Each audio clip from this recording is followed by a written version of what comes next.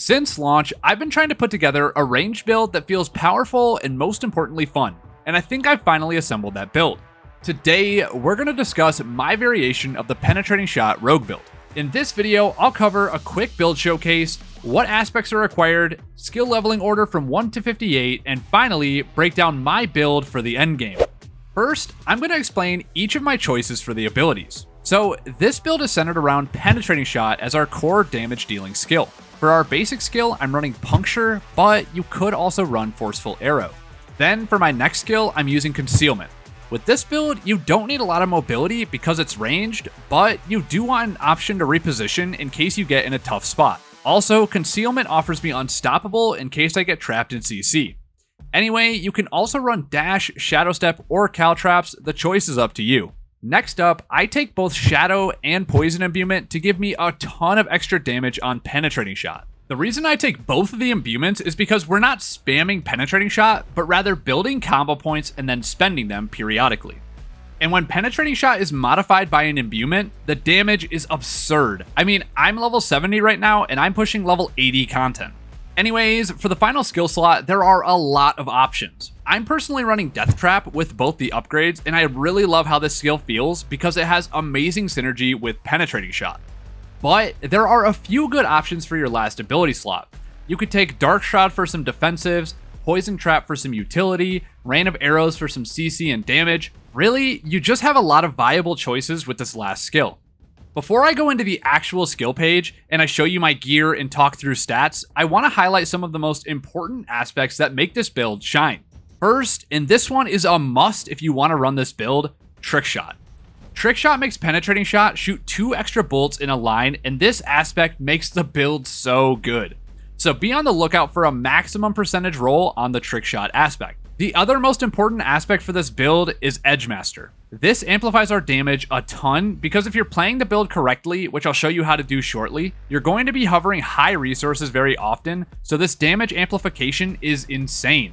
So before I get into the build for endgame, since the official game release is June 6th, I'm going to show you a leveling option for this build. Now, I don't personally recommend leveling with penetrating shot because it's slow, and the build I showed in my last video is still really great for leveling from 1 to 50 on World Tier 1, even after the nerfs. But if you do want to level with this build, here's an option for you. So this is the full page of aspects that I'm currently running on my build. The two most important while leveling, like I said, are Edgemasters and Trick Shot. But for an honorable mention as well, Rapid Aspect and Ravenous Aspect are two really nice to have aspects if you can make it happen while you're leveling. But when you get to endgame, this is the build I've found the most success with. I'm sure there's still room for improvement, so feel free to let me know what you think in the comments below.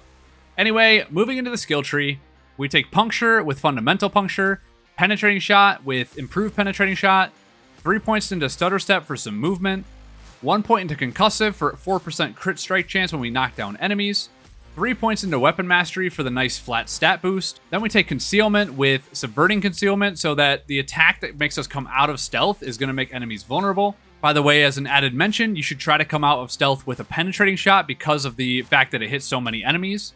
And as I stated before, you can totally feel free to take Shadow Step, Caltraps, or Dash, completely up to you. Anyway, before we leave this section, we're also going to take 3 points in Exploit and 3 points in Malice for the increased damage. Then for imbuements, I took Shadow Imbuement and Poison Imbuement. Then Precision Imbuement, we got 3 points in that. 1 point in Deadly Venom and 1 point in Debilitating Toxin for the damage reduction on enemies. Then 2 points in Innervation for a chance to get some energy back. Max out Death Trap because that's the ability I chose to go with. Like I said before, you can go Rain of Arrows, Poison Trap, or even Dark Shroud, completely up to you. And then finally, we're going to take 3 points in Adrenaline Rush, 3 points in Haste, and finish off with the Precision passive. But that's the build I would recommend for leveling. Keep in mind, these skills don't even change when you get into the endgame either, so these are the skills that I'm currently running in endgame as well. So now that I've shown you the leveling build, I want to show you my current build for endgame content from 51 to 80. I might change up the build when I get to 80, but currently at level 70, my build is mowing through enemies. So now that we're in the endgame section of the video, I'm going to show you how the build actually works. So you'll notice on the bottom of my screen here, I'm running combo points to enhance our primary damage source, Penetrating Shot. Basically, every single time I'm in combat before I use an imbuement and penetrating shot, I'm going to want to max out my combo points for the damage increase on penetrating shot. So you can see here, I'm going to go 1, 2, 3.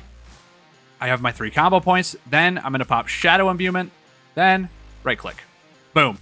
Just like that. So you might be wondering why we have both of the imbuements on our bar. It's because when you're doing content that requires more sustained uptime, as if, let's say I'm fighting a lot of enemies in a nightmare dungeon, you're going to have cooldown problems on your imbuement. So having a second one just increases the raw amount of damage we can do. 1, 2, 3, boom. So now I'm going to quickly show you why I run Death Trap.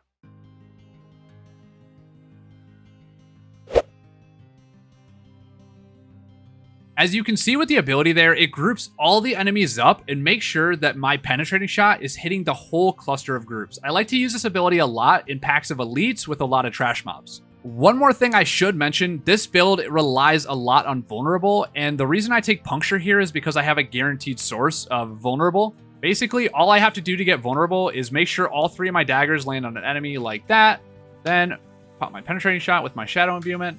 1, 2, 3, boom. 1, 2, 3, boom. 1, 2, 3, boom. And that's about how the build works. The last thing you should know is that to maximize your damage, if you're fighting, let's say, a big pack of enemies like this, you're going to want to make sure that you can line up enemies and try to shoot the shot through as many as possible. So like this, you'll notice that there's more explosions going on in the background if I can land my penetrating shot on more than one enemy. Let me show you that one more time. So 1, 2, 3 combo points and boom. As you see here, there were many targets that were hit, and it extends the amount of damage this ability is doing. So now that you've seen a breakdown of the skills, the aspects required to play it, and a little demonstration of how to play the build, I need to talk you through the stats needed for each piece of gear, and also my Paragon board. So I'm going to really quickly go piece by piece and advise you on some things you should look for in the secondary affixes. So for our helmet, we want maximum energy, resource regeneration, dexterity. Armor's not too bad, but a big one for this build is cooldown reduction, and as you can see here, I've been rolling and rolling and rolling to the point where I'm running out of gold, so I'm waiting to roll on this helmet again to get CDR. Then for your chest piece and for your legs specifically, all you want on these 2 pieces is defensive stats. These are the biggest source of your defensive stats. Some of the best ones are flat damage reduction and then damage reduction from distant enemies and close enemies. Then your gloves are actually a pretty big power piece. So for the gloves that I'd recommend for this build, you're going to want crit strike chance, X amount of points for penetrating shot to get a little bit of extra damage on that ability. Critical strike with imbued skills, I think, is an affix you can get on gloves if I remember correctly. And then finally, any sort of general buff will work fine. So like attack speed, dexterity, all stats, whatever you can find here. Your gloves are an offensive piece. Next for the boots, I'm personally running the Penitent Greaves, so these have predetermined stat rolls. Now, I am going to roll these. I think you can roll these at least. I actually haven't tried yet, as you can see, but I do want to try to roll these because the boots do have an important affix. The most important thing on your boots is actually energy cost reduction. And you can actually see here, I have that on this pair of boots, so there's an example of the stat. On your jewelry, you're looking for purely damage. 3 of the best you can find are crit strike chance, crit strike damage, and then vulnerable damage. Some other options you have, as you can see on this piece, are marksman skill damage, imbuement skill cooldown, damage to distant enemies, maximum energy, shadow damage, poison damage. Basically, you're looking for anything that enhances our build here. Ideally, though, you would have crit strike chance, crit strike damage, and vulnerable damage on all 3 of these pieces. Next for the bow, and by the way, you do want to use a crossbow, you should be looking for vulnerable damage. You can see here, I actually got a best in slot roll where I got the guaranteed vulnerable damage up top, but then I also rolled vulnerable damage, which is awesome.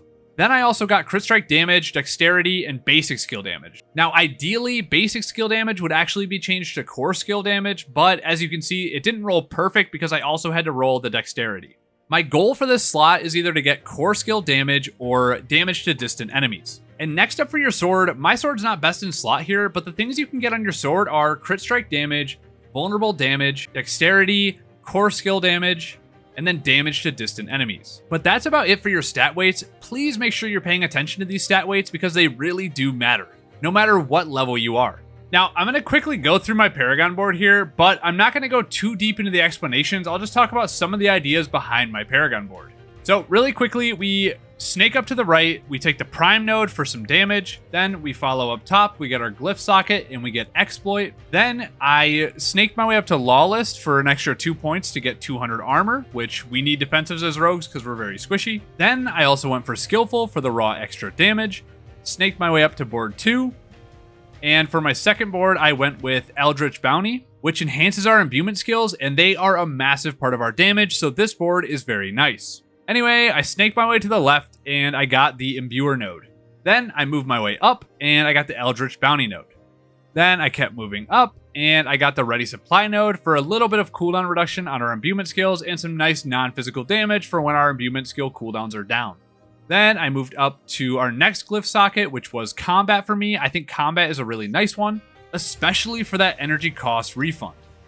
Anyway, then I snaked up to Potent for some more damage on our imbuement skill. Ignore that I'm missing the requirement here. I'm currently kind of dealing with my Paragon board and all my stats and things, so this is all going to get fixed very soon. Again, don't blindly follow me here on this one, but I'm thinking for my third board, I'm going to go with No Witness. But we'll see when I actually get the points to explore this board. Anyways, that's going to do it for the build. Hopefully you enjoy, and let me know your thoughts in which skill choices you think make this build the best. If you enjoyed the video, I do spend a lot of time on them, so I'd appreciate a sub.